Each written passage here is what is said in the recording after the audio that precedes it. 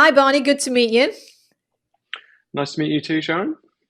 Thank you for giving your time today. I know that people who will be, watching and listening to this will probably get some real gems from what you can share really about your experiences, working in the Salesforce ecosystem and also perhaps, working with resource on demand as well. But before we get into that part of the conversation, I just wondered if you could give us a very top line overview of what is quite a long and illustrious career working within the Salesforce ecosystem.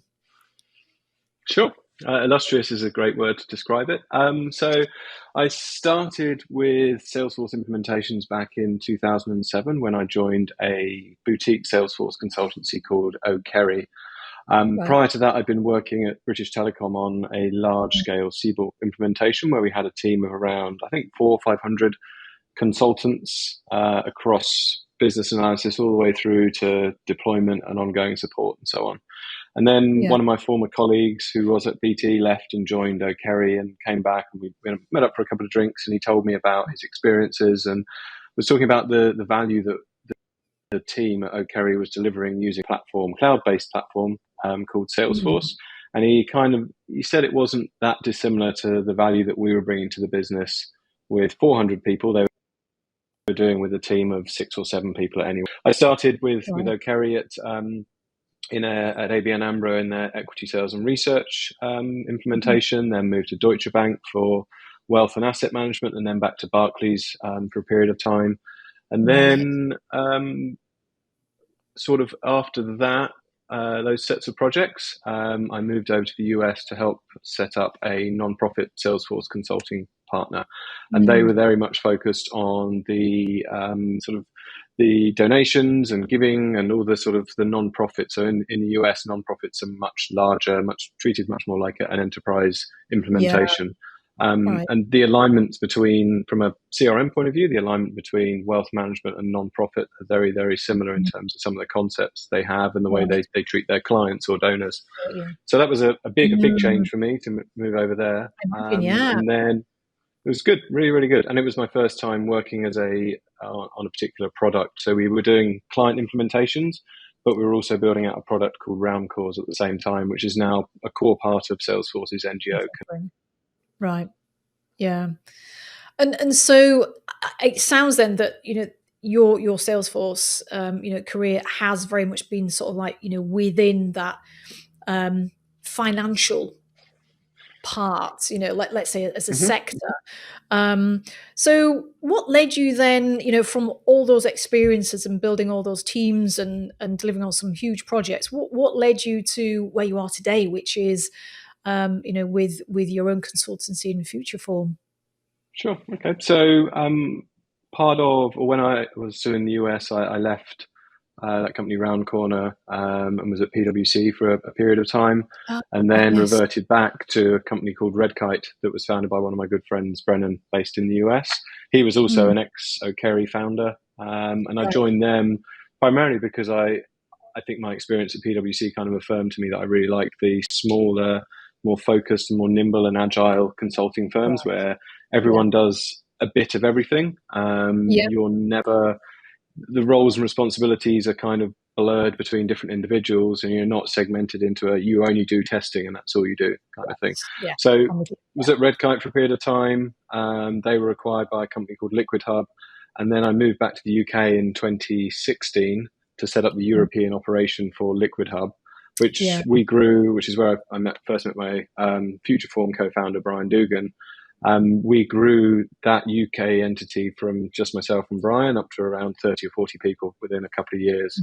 And then the bigger Liquid Hub entity was acquired by Capgemini. And then we stuck around. I think I was around for another year and a half at Capgemini. But all that time I was thinking in my mind, I wanted to go back to that, the sort of really nice, smaller organization where you've got focused teams of highly skilled individuals that deliver excellent projects and excellent experiences for their client. And that was the main driving reason behind Brian and I setting up Futureform in 2019. Fantastic. And it sounds like that's going from strength to strength as well. Absolutely. Yeah. I mean, some may have thought that setting it up just before the pandemic would not necessarily be a great thing. But we were founded in August 2019 and carried on. It was just myself and Brian initially. And then the Yeah. pandemic started in 2020. Yeah, sorry, I always Yeah, get the March. dates wrong now. Yeah, yeah. lost Seems a a couple long of years. time, doesn't it? Yeah, Yeah, absolutely. But we had enough clients to keep us going for through that first year. And then we started yeah, to make our first hires at the end of 2020. And we've grown now from just that yeah, initial 3 people at the end of 2020 to yeah. now we're going to be 15 people by the middle of February. So the growth Fantastic. is very, very good. Yeah. It's great in terms of showing that going back, and Brian and I have put something together that is resonating with our clients, it's resonating with Mm. Salesforce, and it's starting to resonate with people that want to join our organization. Yeah. Excellent. And so, I mean, it's interesting, is it? So there's obviously been a real focus on recruitment, within Futureform right now. But even going back over your career, um, you have built many, many teams. I mean, what generally has been your experience, of working with recruitment companies? Before we talk about Rod, what's generally been your experience of working with them over the years? Yeah, I think my main experience until I joined or until I set up the UK entity for Liquid Hub was that I'd primarily just been involved in the recruitment process, as in I'd been brought in to interview somebody that had been suggested by one of the recruiters that we might work with. Yeah. I have specifically, as part of the setup for Liquid Hub UK, we specifically chose a smaller boutique recruitment firm. Hmm. And then we specifically chose to work with just Rod for Futureform rather than one of the larger organizations because we felt there was more alignment between their size and our relative size at that point in time. Yeah. And Rod were very, very flexible when Brian and I were first starting up in terms of bringing people in the right way with varying of contracts and terms and conditions and so on, which really reflected where we were in our business journey and where we both felt that we would get to. Yes. And so I guess was it a different boutique company that you referred to prior to Futureform? It was, Yeah. yes, it Yeah. was, yep. And so I guess there's quite a nice contrast there in terms of, so yeah, I mean, you've referenced there, I guess one of the reasons why you chose Rod in the early days with Futureform is that flexibility. But I guess having worked with them for some time now and having got contrast, what are some of the other perhaps elements of how Lee and Teresa and the team operate that you really value? I think hopefully it's similar to the benefits that we bring to our clients in that they really have understood what it is we want. They really do Mm, spend a lot of time evaluating and really getting into details with potential candidates before deciding whether they want to introduce them to us. And that's not mm, just on this person has certain certifications or has worked in this particular organization. It's very much, do they match with the Futureform ethic? Do they match with their yeah, approach to Salesforce projects? Are they going to be the right kind of cultural and personal fit into that team as well?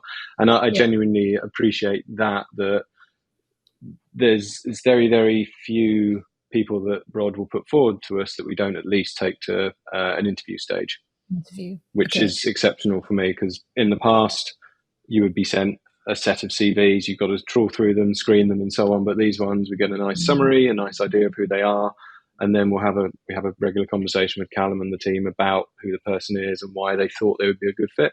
And yeah. it's worked out really, really well as we've grown and continue to grow. They Mm, get a sense of what kind of personalities we need, and they're always on the lookout for individuals that we may not specifically need at that point in time, but they're aware that at some point in our future we're going to need them based you might. upon our growth and expansion. Yeah.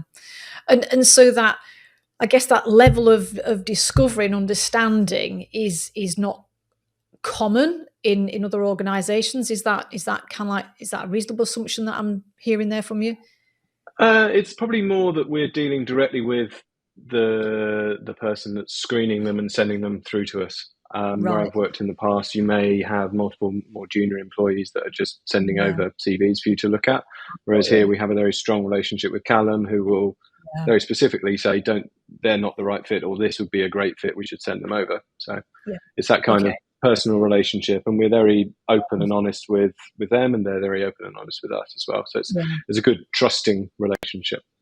Yeah, and so I guess really, by having that close kind of like relationship, they understand more about how the business is evolving and how your needs are evolving. I guess based on the kind of projects that you're working in. So it's a more Yep. informed choice than that they're able to make.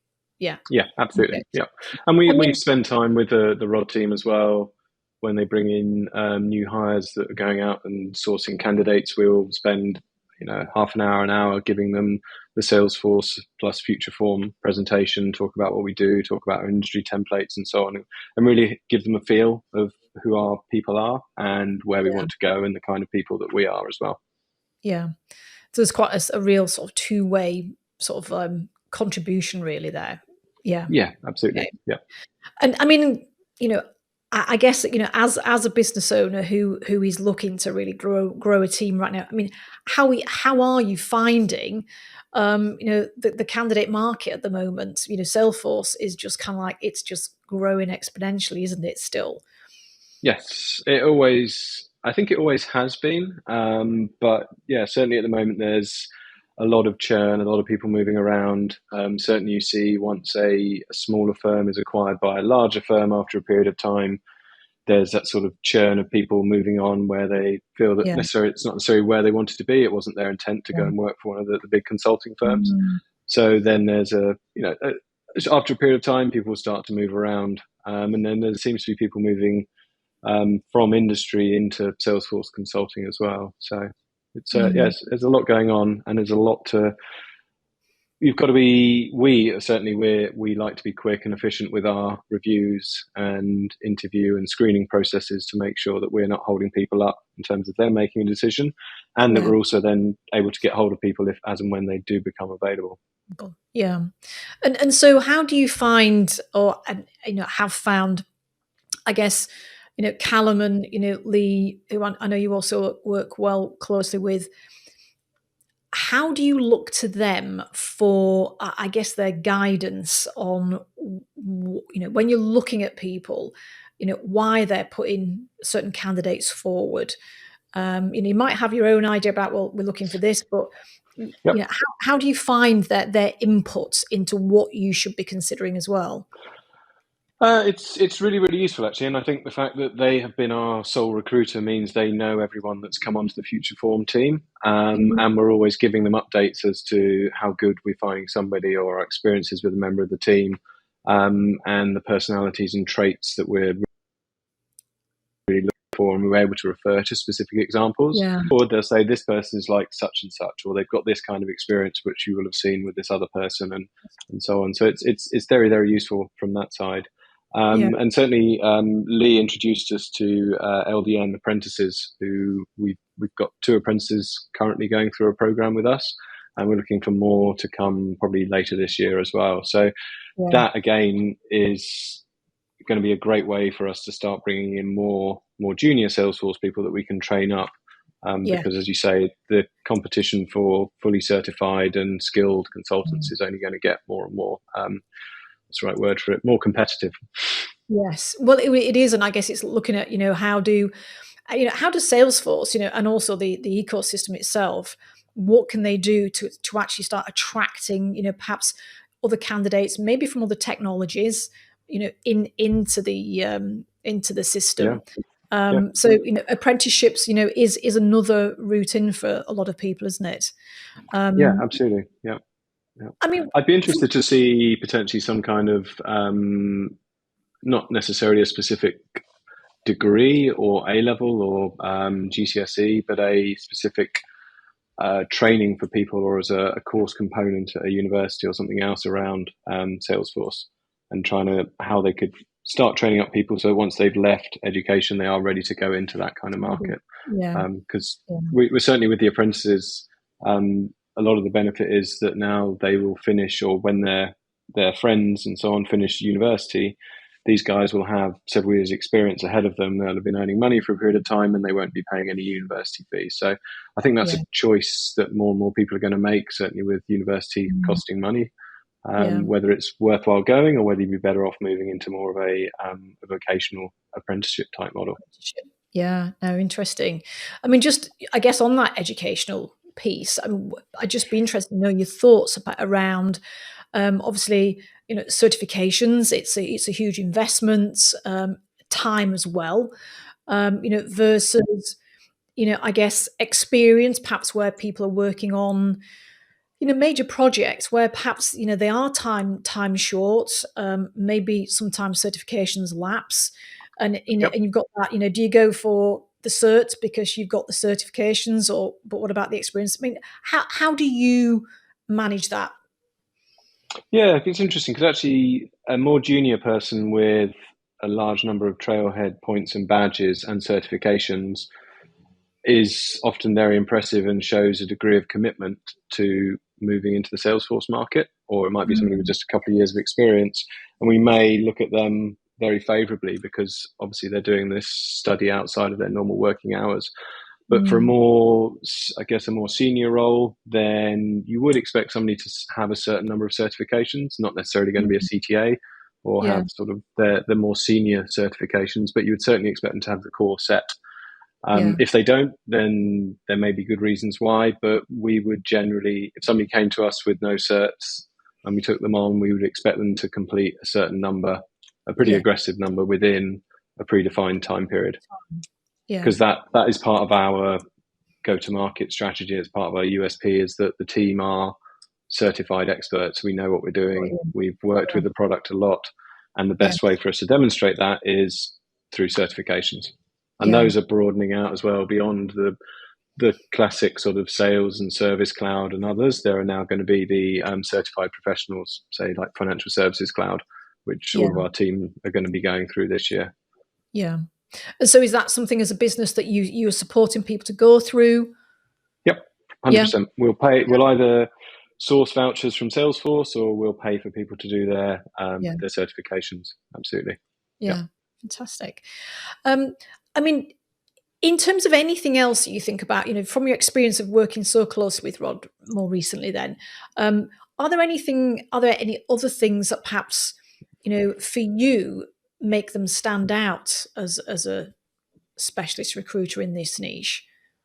Other Yeah, than what I mentioned. yeah. I think as well, it's the length of experience that the founders have in the Salesforce market. So they Mhm. know a lot of the individuals in the market. They've either placed them before, or they've worked with them before, or they've had conversations with them before. Yeah, So they're able to keep tabs on people who may be coming up to a point where they think they want to move on in their career. I'm assuming they're having lots of conversations with potential candidates about us, but just keeping them warmed up and slowly moving them along the path to an introduction to Futureform. yeah, But I think it's that knowledge and specialization that they have within this specific vertical, within the Salesforce mm, vertical, that really stands out for us. And it's yeah, that personal touch of we know their team, we get on with them very, very well, we have very regular touch points, and it's that which I don't think we'd necessarily get from a larger organization. And that may be just because we're more aligned in terms of size, but that was mhm. very much a very deliberate and specific decision on our part Right. to work with Yeah, somebody that would be more aligned in terms of their ethic and their mm, working approach. yeah, yeah. No, makes complete sense. I mean, just talking perhaps personally about yourself as a candidate, then perhaps for a short time. Um, what's been your experience of working with them from the other perspective? Then, when perhaps you've been looking for the next step in your career. I've never actually been placed by a recruiter. No, never ever. It's always been through somebody I've known, Yeah, or an informal relationship, or an introduction, or yeah, something else like that. yeah, I'm trying to think. So the move to O'Kerry was through a friend. The move to Round Corner was through people I knew from O'Kerry. The move to Red Kite was through a friend. The move to Liquid Hub was through an acquisition. Then yeah. Of Capgemini, and then Futureform was founded with Brian. So yeah, not course, not yeah. Lots of not had no to. no. Knowing from your experience, perhaps then of working with, the Rod team, building your own team. Building your own team. What would you say to someone, who's in the ecosystem, who is considering, where's their next step? What do they do? And perhaps is looking for some advice. I mean, what would you say to them as a candidate?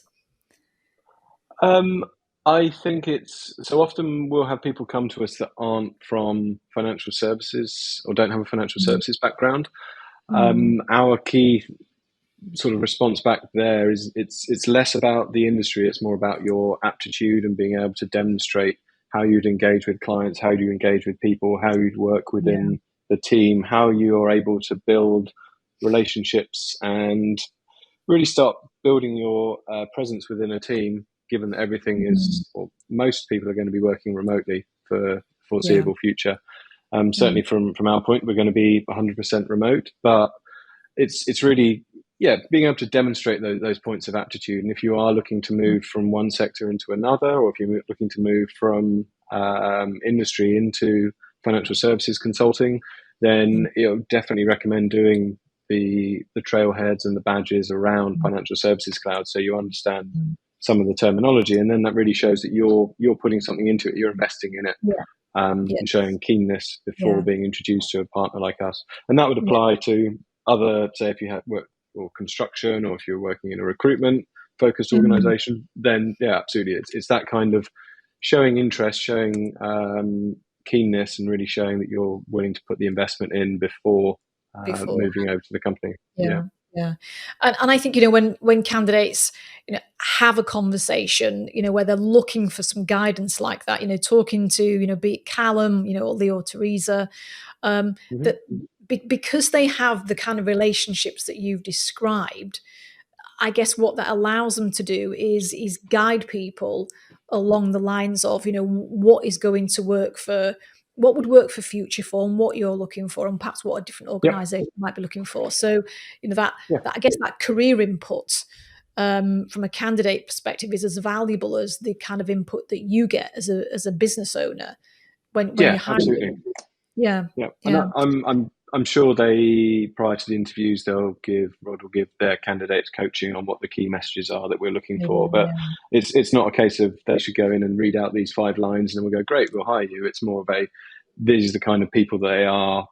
This is the kind of mm, environment that you'll be going into. So that the first conversation is an initial one, either from myself, Brian, or from Tom, our head of delivery, where we'll just have an informal, friendly chat about where the person is, what they're looking to do, where their career yeah, is.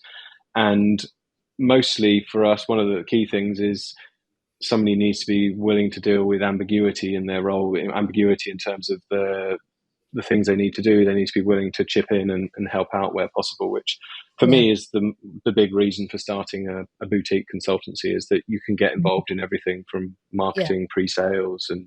delivery and whatever else you want to do. Yeah, fantastic. I mean, if there was, another, business owner or, a line manager in an organization who find themselves looking for talent in what, is a bit of a challenging market right now, what would you say to them in terms of perhaps, why get in touch with the team at Resource on Demand?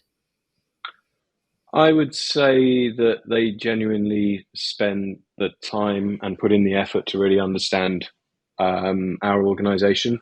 They're Mhm. not, or they certainly haven't been for us, a high pressure sales organization. If there's often, you'll see, as we were talking about before, the competition for candidates, they won't get us into a bidding contest for somebody. No. They won't push us down a particular path for a candidate just because that person says they've got another offer on the table. They'll be very open and honest with us. So for me, as an individual, I've never really liked the traditional sales process Uh-huh. of any sort of any organization.